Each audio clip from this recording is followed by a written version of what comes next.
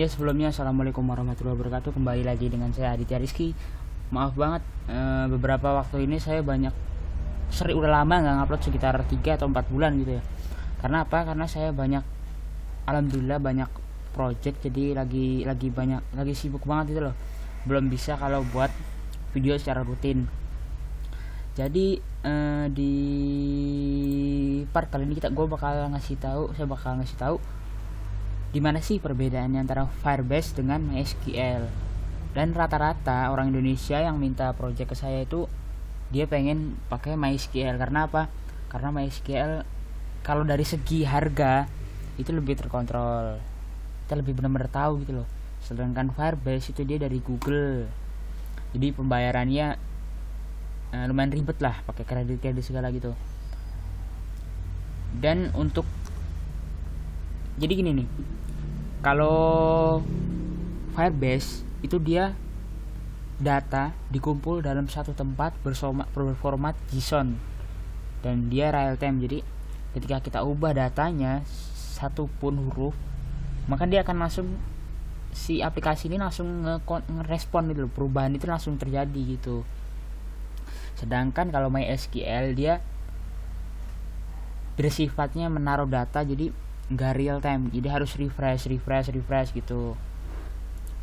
Dan juga MySQL ini dia formatnya kayak banyak tabel-tabel gini nih. Saya contohin nih untuk MySQL ya. Tuh dia jadi ada tabel-tabel seperti ini. Kalau kita misal buka yang di ADS, dia banyak tabel-tabel gini. Sedangkan kalau si real time database dia merupakan satu format JSON, disimpan dalam satu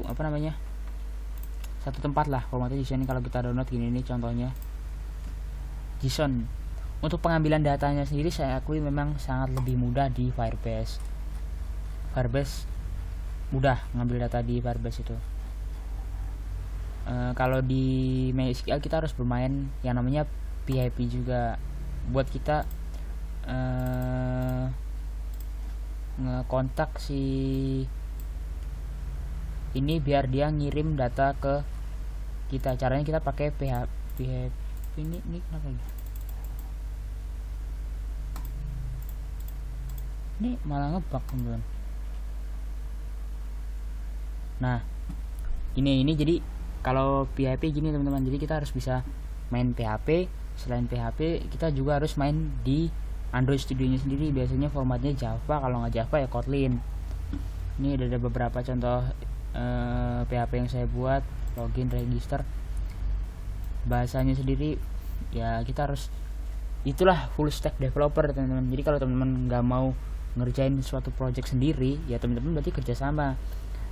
Kalau misalnya teman-teman bisa punya keahlian di front end, teman-teman ya mainnya di, kalau web ya CSS, terus HTML, terus PHP nggak backend.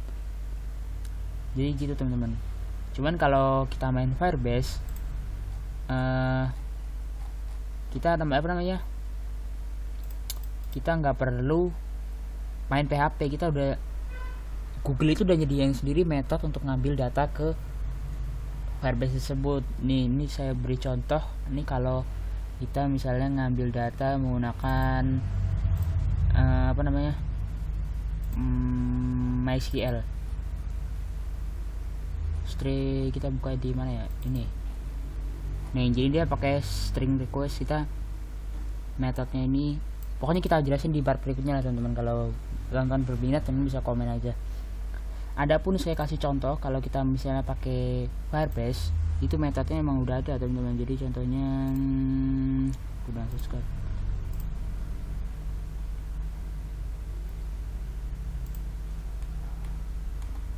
Ini contoh project saya yang menggunakan database DB, Firebase database.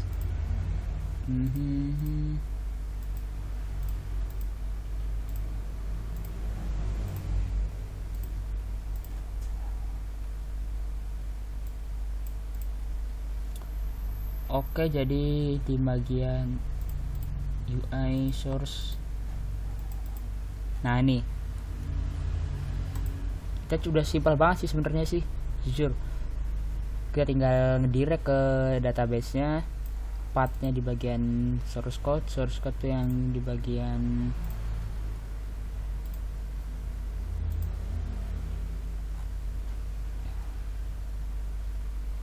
bentar, lama internetnya, mohon maaf. Nah ini di bagian source code kita ngambil di bagian sini. Terus kan nanti di sini banyak list, kita pakai for, kita masukin satu-satu ke dalam model, kita for dan bla bla bla bla. Oke, ya, mungkin segitulah. Untuk implementasinya kita dilanjut di part berikutnya. Terus saya mau ngasih tahu lagi kalau si MySQL ini, itu besok aja. Oke, mungkin segitu aja video perbedaan antara Firebase dengan MySQL. Saya bakal lanjut di video part berikutnya. Oke, saya tuh teman-teman. Wassalamualaikum warahmatullahi wabarakatuh.